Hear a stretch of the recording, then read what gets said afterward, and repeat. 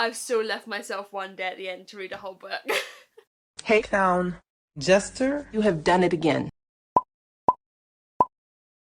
Hello, friends. Hello, hello, hello. Hello, hello. I am so unbelievably excited for this week's video. A couple of months back, I guess, Believathon happened, run by the king of middle grade, Gavin. Icon, legend. And I was very unprepared. Nothing new, nothing changed, same old shit. And I did not participate. Very, very sad about it. However, I have since bought quite a few middle grades. And so what I thought we would do this week is just read middle grade books for a week. I've been a bit of a slump lately, a bit of a reading slump. I've been finding it difficult to read. So I'm hoping by having a week where we just read middle grade, it'll be like really, really fast paced. It'll be great. It'll be wonderful. First is Pages & Co. Tilly and the Book Wanderers by Anna James. I've heard so many wonderful things about this. It is about a girl who lives above her grandparents' bookshop, and then the book characters start coming out of the books and chatting to her, and I think they go on this wonderful adventure.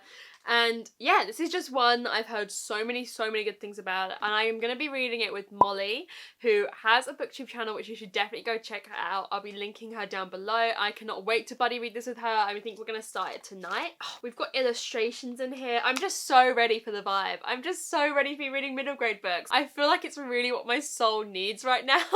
But wow, what a moment I will never forget.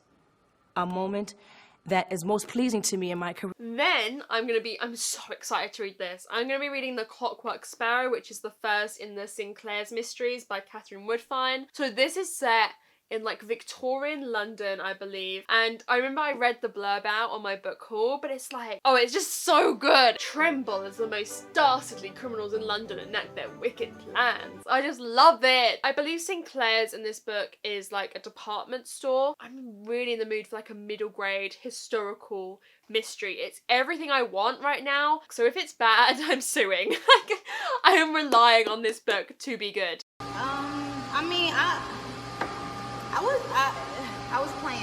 And then lastly is a book that has been getting so much hype, especially around Believathon. Like, I remember so many people read this, and it is A Pinch of Magic by Michelle Harrison. So many people that I'm friends with have read this and loved it. This was gifted to me by the lovely, amazing, wonderful Keris. This is about three sisters who are like cursed by this ancient curse. I said curse twice. And I think they decide to go on like an adventure to break it. That's all I really know. I don't want to know too much more going into it. I'm going to go start Pages & Co. by Tilly and the Book Wanderers by Anna James, and yeah, I'll just update you when I have some thoughts on what I think about it. I am only 60 pages into Pages & Co. Tilly. I'm going to call it Tilly and the Book Wanderers because obviously Pages & Co. is the series, and then Tilly and the Book Wanderers is the book as far as I am aware. Okay. Is it weird that when I'm reading this, I'm imagining reading it to my future child? Imagine reading it to my future child. Is that weird? That is a bit psychotic, isn't it? Is it? Security! Can you please escort this lady over here out? I think it's a sign of what a great middle grade this is, because although anyone can love middle grade, any of us can love and read middle grade, I think it's a really good sign. I think we have to remember that like this is for children, and so when we're reading it, we should be thinking, how great is this for children? Like, is it a great book for kids to read? And I think this is. I think it is so magical. It is set in this bookshop with a girl called Tilly. Her grandparents own the bookshop and they live above it, and it's in London, and it is like this warm, cozy bookshop with all these nooks and crannies for people to sit in, and it's got a cafe where these wonderful cakes are made, and I just feel like I can imagine what this bookshop looks like. Oh my god, it makes me want to go to London to one of these bookshops right now. It is so warm and comforting and nostalgic almost to like how you would feel in a cozy bookshop when you're a kid. I'm loving that part of it. And Tilly's mum left and no one knows where she went just after Tilly was born, so she lives with her grandparents. And I think that like her relationship with her mum leaving and what she knows about her mum is going to play quite a big role in the book going forward. From what I know about the story going forward, and I think we're just about to start to hit that, is that characters start coming out of the books that Tilly loves, and we've already seen that with one character that she's met, but from what I can understand, they have always appeared to her grandparents too, because I think we walked in on her grandmother talking to Lizzie Bennet. Mr. Darcy. Miss Bennet. I did not expect to see you, sir. We must leave here at once. I think I love middle grade that deals with familial grief and difficult familial relationships. One of my favourite middle grades ever is Love Aubrey by Suzanne Lafleur, and this makes you sob. I don't know if this is going to make me sob, but I think it's going to examine similar relationships. In this, the girl's dad and sister die in a car crash and her mum abandons her, like, from her grief afterwards. And in this, Tilly's dad died just before she was born, and so, like, her mum, I think, it was just too much for her. I guess we'll find out maybe further on, maybe in the book or the series, but it's very similar to that, and I think that's a dynamic I like to see played out in kids' books. Yeah, I'm just really enjoying it. It's so whimsical and magical and perfect. It's like just the perfect kids' book, and you can't go wrong with a book set in a bookshop.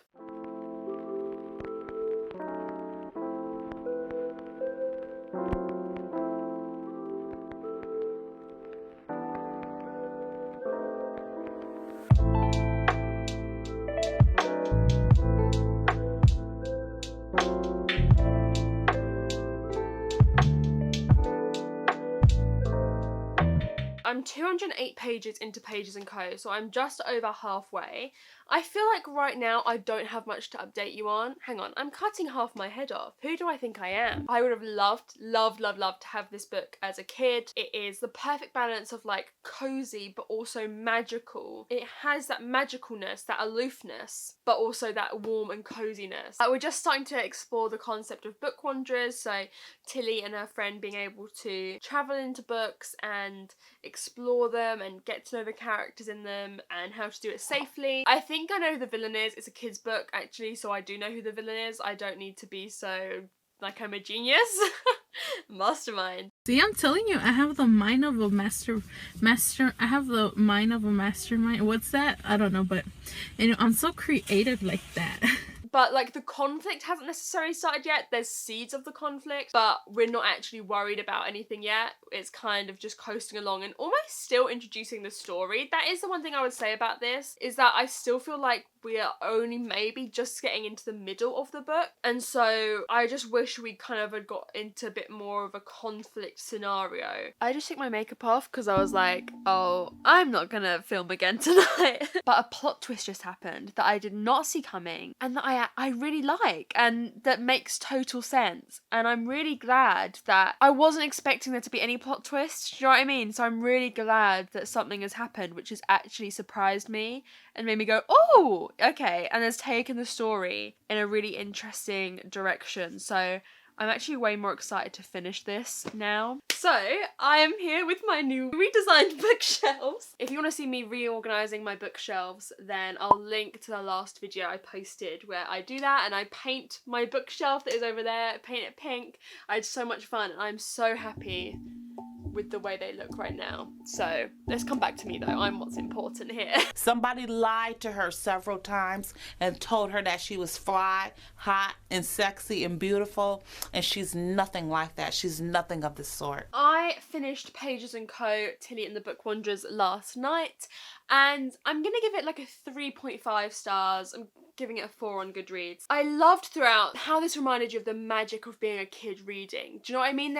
You lose that magic at one point along the way, and I loved being reminded of that. I loved feeling like a kid reading this again. I had a bit of a problem in the middle of the book. Nothing was wrong, I just didn't want to pick it up, and so I think there was a bit of a pacing issue or something just wasn't really interesting me. However, the ending was great up until like the last 20 pages when I felt like there was a bit of a pacing issue where everything just got revealed straight away. And I know it's a kid's book, but it had been going really, really well, and then it's just like the villain kind of appears and gives this monologue on why everything that's happened has happened, when before things had been revealed in a really interesting way.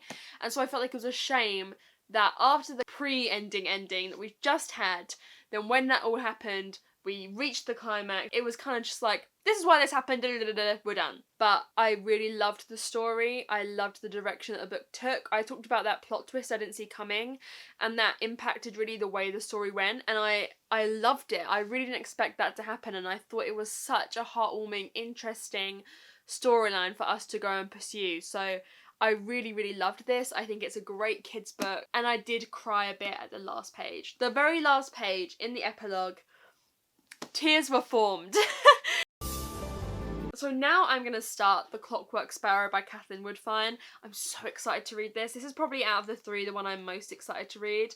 I'm really excited to be in this like mystery in Victorian England at this department store. I just feel like the vibes of this are going to be brilliant. So I'm going to go start it now and I'll let you know what I think a bit of the way through. I am maybe just over halfway through The Clockwork Sparrow. I am enjoying it, but maybe not as much as I anticipated. That's so upsetting. There's nothing wrong with it, there's nothing I'm not liking, and there's not really anything I can point out as wanting to improve. However, I just kind of don't think that the writing is as engaging as I want it to be, if that makes sense. I love the setting that we're in. So basically we are at this department store in Victorian London that has just opened, and our kind of protagonist and all our main cast of characters are working there when a lot of jewellery, in particular this jewelled clockwork sparrow, is stolen. The group of friends trying to figure out what has happened, who has stolen it, and trying to solve the mystery because of a lot of different factors that I don't want to spoil, but they've got a lot of reasons to want to solve the mystery. And I really enjoy the kind of department store setting. I really love the kind of Victorian London setting. There's just like something about it that isn't a 5-star. I guess I kind of wanted it to be a bit more campy and it's kind of like Victorian England vibe. I wanted to play up on that a bit more. I wanted it to be more over the top. I wanted it to be unashamed in its campiness, you know? And it isn't quite that. I do love the characters in this though. I feel like kind of our 3 main characters that we have are each individually really fleshed out, bring something individual and interesting to the table. I want to finish it tonight. I've only got 150 pages left, so I'm gonna go for a run now in the woods. I'll try and get some shots of the woods.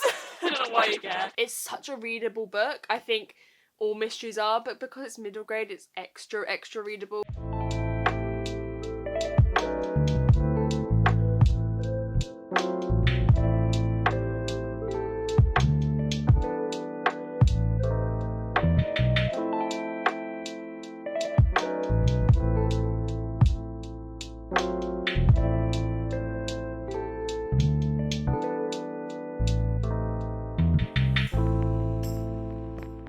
I finished The Clockwork Sparrow and I'm gonna give it 3 stars. There were points in the story where I just felt a bit bored, if I'm honest. I didn't feel fully engaged with the story.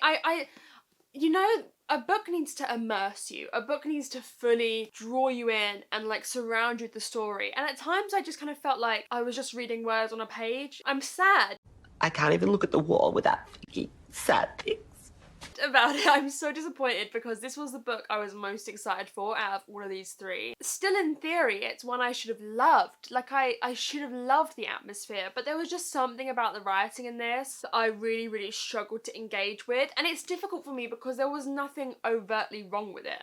Do you know what I mean? There's nothing where I can say, I didn't like this, I didn't like this. I just felt like it was very surface level, and I just didn't ever get into the story in the way that I did, for example, with Pages & Co, where you feel immersed in what's going on, you feel totally convinced with what's going on. But I still think that eventually I am going to try the next one in the series because I have high hopes for it. You know, like, it's everything I should love. It's everything I want. The plot of this was really good. The pacing of this was really good. The ending I thought was really good, and it made me realise how often I read stuff, mysteries in particular, and I don't look for the answer. Like, I don't try and theorise of what's going on because this is a middle grade and the answers of everything and kind of the reveals were very obvious and should have been very obvious, but I didn't clock them because I just read along in these books going, oh yeah, okay, yeah. Yeah, yeah. You may say I'm a dreamer.